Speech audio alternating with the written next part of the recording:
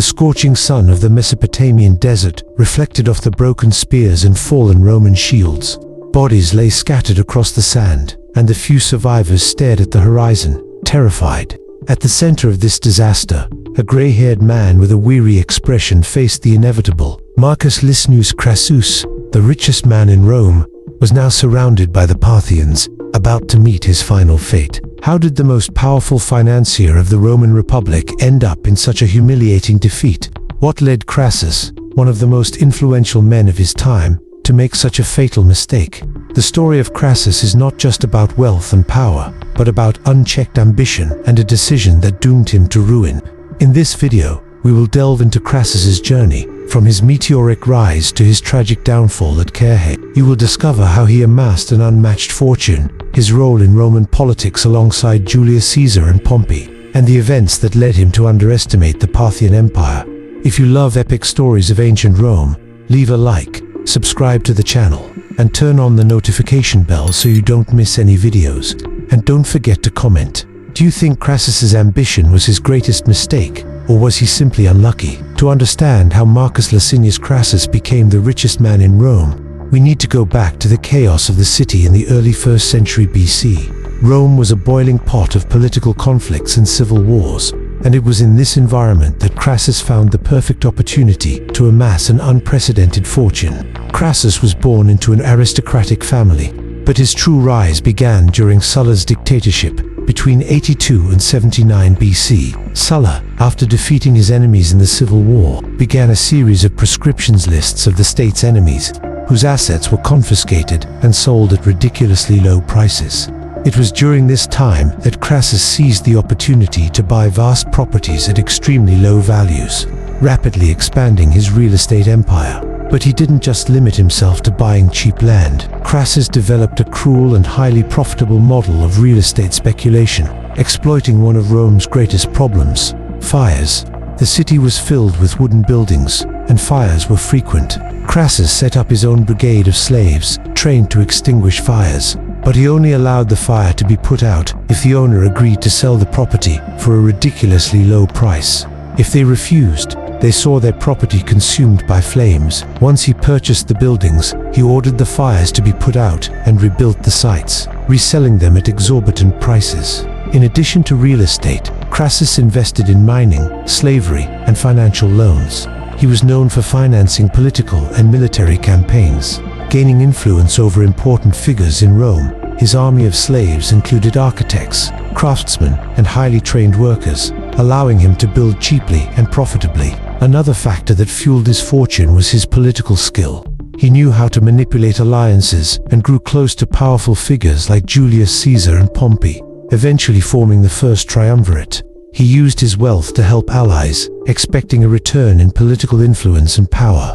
At the height of his fortune, it is estimated that Crassus possessed the equivalent of 200 million sestertii, an incomparable sum for the time. He didn't just accumulate wealth. He made his fortune an instrument to consolidate his position in the Roman Republic. But for Crassus, being the richest man in Rome was not enough. He wanted something that no money could buy: military glory. And this ambition would lead him to the fatal mistake that would mark his name forever. Despite his immense wealth, Marcus Licinius Crassus knew that money alone was not enough to control Rome. Roman politics were dominated by victorious generals and influential senators, and those who sought power needed strong allies. During the 60s BC, Rome was immersed in a dispute between political factions. Pompey was one of the most celebrated generals of the Republic, known for his victorious campaigns against pirates and the kingdoms of the East. Julius Caesar, an ambitious and charismatic politician, was on the rise but lacked the financial resources to consolidate his influence. Crassus, on the other hand, was incredibly rich but lacked military prestige. The stage was set for a strategic alliance that would benefit all three. In 60 BC, the three men reached a secret agreement known as the First Triumvirate. This informal alliance was not an official government but a pact of convenience. Crassus would provide financial support, Caesar would gain political influence, and Pompey would provide military backing. Together, the three would be able to manipulate the Senate's decisions and effectively control the Roman Republic. The first major benefit of the alliance was the election of Julius Caesar as consul in 59 BC. With Crassus' financial support and Pompey's military influence, Caesar secured the most important office in the Republic and, in return, passed laws that benefited his allies.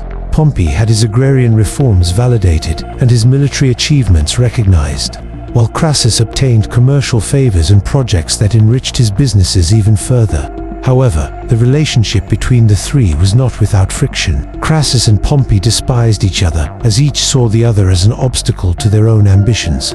Pompey looked down on Crassus for his lack of military glory, while Crassus saw Pompey as an arrogant rival who benefited from victories others had won before him.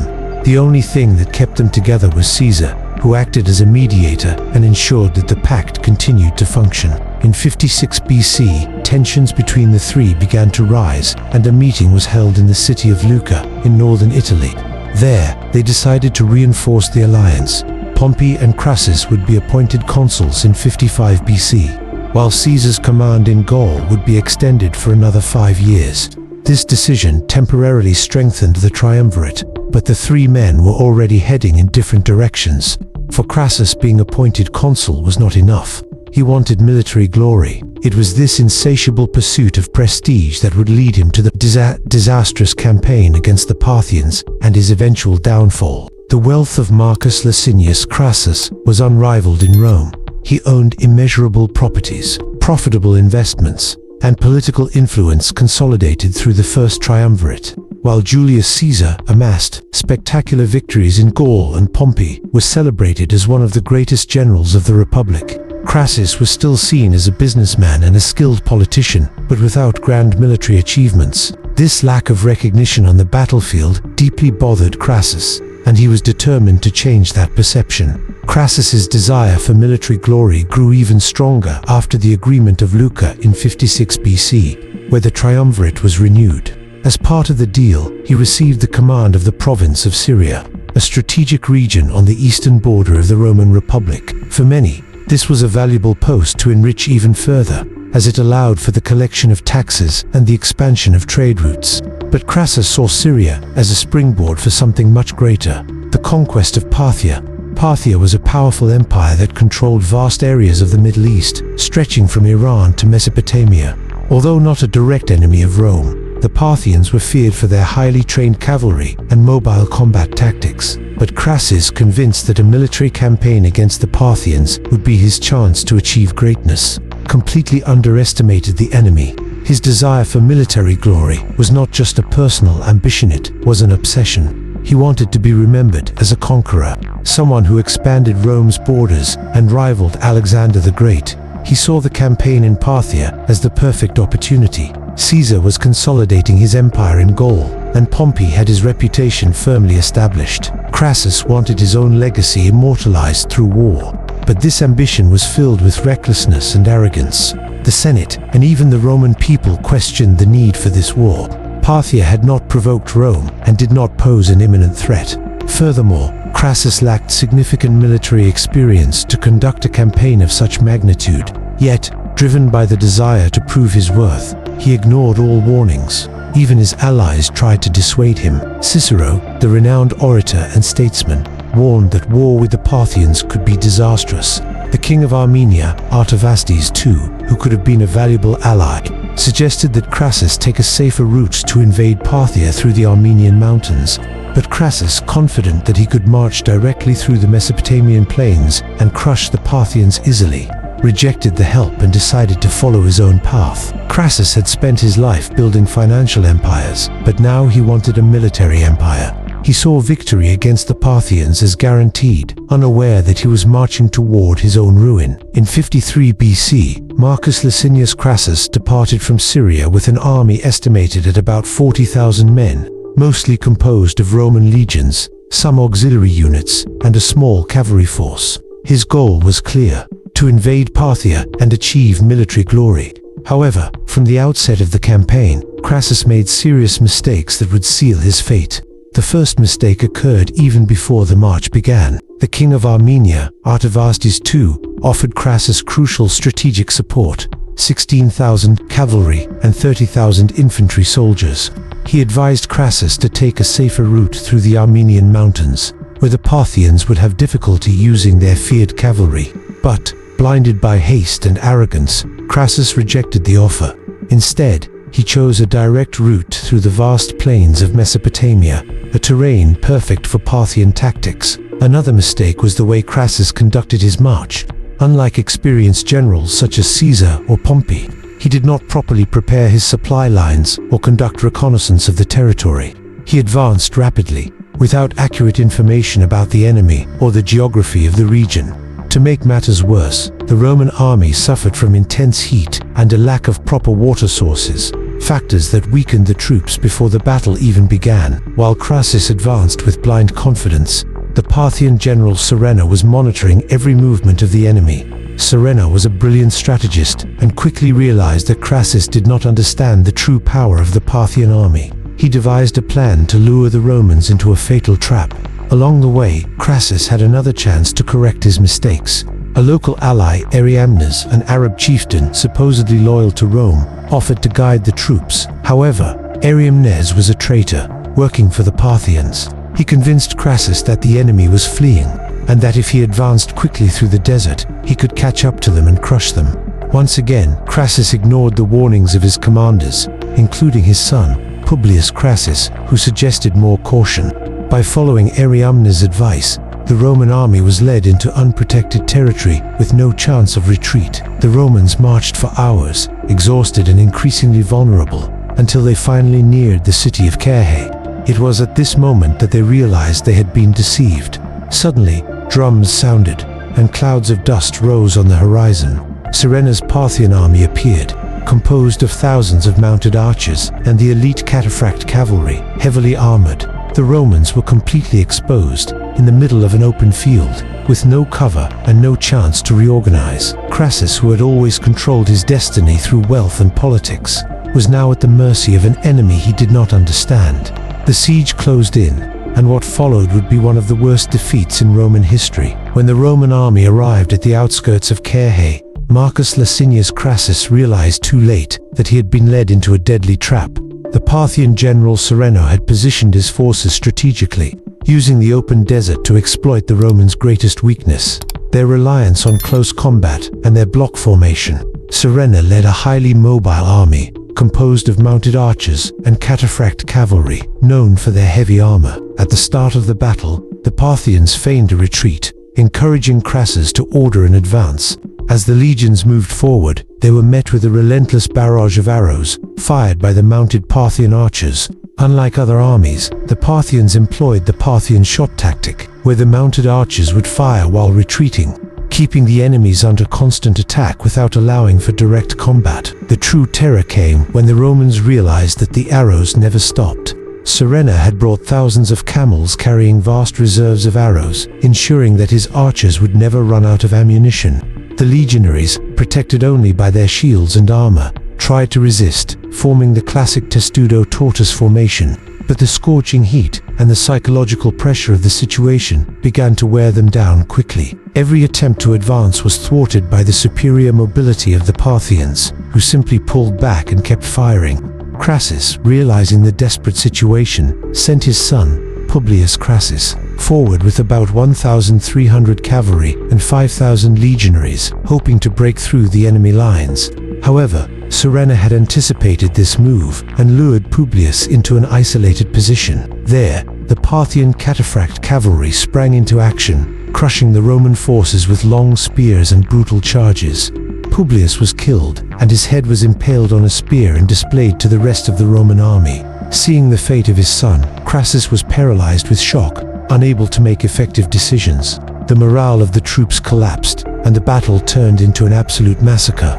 The Parthians surrounded the Romans, preventing any attempt to escape. Every hour, hundreds of legionaries fell, dead or wounded, with no chance to react. As night fell, the Roman army was in ruins. About 20,000 soldiers had been killed, and 10,000 captured. Only a small fraction managed to escape to Carrhae, where they would attempt a disorganized retreat. Crassus, the wealthiest man in Rome, who had bought his way to power, now watched as his fortune and influence dissolved in the blood of his legions. The Battle of Carrhae was not just a military defeat, it was an unprecedented humiliation for Rome. For the first time, The greatest power in the Mediterranean world was destroyed by an enemy it had underestimated, and Crassus' name would forever be marked in history as an example of blind ambition and tragedy. After the massacre at Carrhae, Marcus Licinius Crassus and the few survivors of his army were in complete despair. Without supplies, morale, or thousands of legionaries dead or captured, Crassus tried to organize a retreat to salvage what remained of his dignity. However, the Parthians were not willing to let him escape so easily. The Parthian general Surena, aware that Crassus still represented a symbol of power for Rome, sent envoys to negotiate a supposed truce. Exhausted, disoriented, and pressured by his officers, Crassus agreed to meet with the Parthians, hoping to at least ensure the safety of the last survivors. But it was yet another trap. When Crassus and his entourage approached the Parthian camp, the atmosphere grew tense. According to ancient accounts, one of the Roman commanders, suspecting betrayal, suggested that Crassus should not go. But Surena himself assured that there was no danger. As soon as the Romans arrived at the meeting point, they were surrounded by enemy troops. A conflict broke out, and Crassus was captured. The fate of Crassus, according to Roman sources, was as cruel as it was symbolic. It is said that the Parthians, knowing of his legendary wealth, decided to mock his greed by executing him in a brutal manner. One of the most famous versions recounts that Surena ordered gold to be melted and poured down Crassus' throat, saying, "Drink, for you have always thirsted for this." Although some historians question this narrative, the symbolism of Crassus' death became legendary. For the Romans, this story reflected divine punishment for unchecked ambition. For the Parthians, it was a demonstration of strength and a clear warning to Rome. The East would not bow so easily. Another, less theatrical but equally tragic version, suggests that Crassus was killed immediately after being captured, either decapitated or strangled. His body, according to Roman sources, was never recovered, and his head was sent to the Parthian king, Orodes II, as a trophy. The monarch, in turn, is said to have used Crassus' head as the centerpiece of a theatrical performance. In a grotesque spectacle mocking Roman arrogance, Crassus' death was a blow not only to his family, but to the entire Roman Republic. His failure destroyed the balance of the First Triumvirate, paving the way for the conflict between Julius Caesar and Pompey, which would eventually result in the fall of the Republic and the rise of the Roman Empire. Thus, Marcus Licinius Crassus, the richest man in Rome, met his end not surrounded by gold and glory, but in shame and defeat in the sands of Parthia. His story became a moral tale about how unchecked ambition can lead even the most powerful to ruin. The defeat of Marcus Licinius Crassus at Carrhae was not just a personal disaster, but a catastrophic blow to the Roman Republic. For the first time in decades, a Roman legion was completely annihilated by a foreign enemy, and the impact of this tragedy deeply resonated in the politics and power dynamics of Rome. The loss of more than 30,000 legionaries, many of whom were captured by the Parthians and never seen again, was an unprecedented shock to Roman military pride. The army, accustomed to glorious victories, now found itself humiliated by a force that many considered inferior. The reputation of the Roman legion's invincibility was severely shaken, and the Parthians emerged as one of the greatest threats from the east. However, the greatest consequences of Crassus' defeat were political.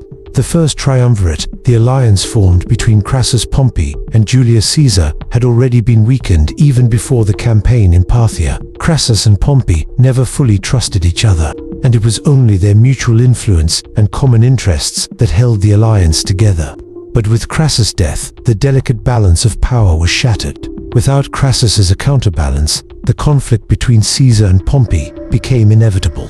Pompey, who had once needed to balance his influence with Crassus, now saw himself as Caesar's only rival. While Caesar gained fame and power through his campaigns in Gaul, Pompey increasingly aligned himself with the Senate, which saw him as a hope to counter Caesar's growing influence. The defeat at Carrhae also weakened Rome's position in the east. The Parthians, strengthened by their victory, began launching bolder raids against Roman provinces, testing the limits of Roman authority. This instability demanded increasing Roman attention in the region, forcing them to maintain troops to avoid further humiliating defeats. Furthermore, Crassus' campaign served as an example of what not to do. His failure showed that arrogance and ignorance of the enemy could lead even a Roman army to destruction. In the years that followed, Rome would be more cautious when facing the Parthians, seeking strategic alliances and studying enemy tactics more carefully before launching another war. The end of the First Triumvirate accelerated the crisis of the Roman Republic. Within a few years, Caesar and Pompey would enter into a devastating civil war, culminating in Caesar's rise as dictator and, eventually, the fall of the Republic. Thus, Crassus' ambition not only cost him his life and that of thousands of soldiers, but also triggered a series of events that would transform Rome from a republic into an empire. His quest for military glory ended in ruin, and his death became one of the pivotal moments in Roman history. After his humiliating death at the Battle of Carrhae, the figure of Marcus Licinius Crassus became a legend, but over the centuries, his story was distorted in various ways, feeding both the cult of his memory and fierce criticism of his boundless ambition. In the years following his death, Crassus was primarily remembered for his failure to defeat the Parthians and his disgraceful death. His pursuit of military glory, which ended in disaster, became a symbol of excessive arrogance and poor judgment. However, some Roman historians and writers, such as Plutarch and Velleius Paterculus, portrayed Crassus as a man worthy of admiration, highlighting his wealth, his business acumen, and his loyalty to the Roman state. Nevertheless, the tone of his remembrance was always mixed with criticisms of his relentless pursuit of power at any cost. Throughout the Middle Ages and the Renaissance, Crassus' story continued to be retold, but with significant variations. The legend of his death, involving the narrative that the Parthians melted gold and forced him to drink it, became one of the most enduring and dramatic. Although there is no concrete historical evidence for this version, it persisted, shaping Crassus' image as a victim of his own ambition. Over time, Crassus came to be seen in a more complex light. In popular imagination, he became both a symbol of tragic failure and of unbridled ambition, serving as a warning to leaders seeking absolute power. The legend of Crassus thus continued to reflect on the limits of ambition and the futility of wars fought for personal glory. The life of Marcus Licinius Crassus offers a timeless lesson about the dangers of unchecked ambition. Although he was the wealthiest man in Rome and achieved great feats in the political and economic fields, his insatiable pursuit of military glory and absolute power led him to make thoughtless decisions and underestimate formidable enemies. His humiliating death at the Battle of Carrhae and the collapse of his Roman forces before the Parthian army are a brutal reminder of how arrogance and a lack of moderation can destroy even the most powerful men. Crassus, who spent his life accumulating wealth and influence, failed to recognize the limits of his own desires. His obsession with defeating the Parthians to complete what he saw as his personal mission blinded him to the political and military realities of the time. His defeat was not only a military failure, but also a human one, a tragedy that reflected his lack of self-awareness and the obsession with a power that, in the end, he could not preserve. Looking back on his story, we are reminded that true greatness does not come solely from material conquest or social status, but from the ability to recognize one's own limits and to know where to draw the line with ambition. Crassus' path, marked by both glory and ruin, teaches us that the pursuit of power, when not balanced by humility and reflection, can lead to disaster. Therefore, the story of Marcus Licinius Crassus is not just about a man who failed in his mission. Above all, it is about how boundless ambition can consume everything around it, and how true wisdom lies in knowing when to stop and reflect on the consequences of our actions.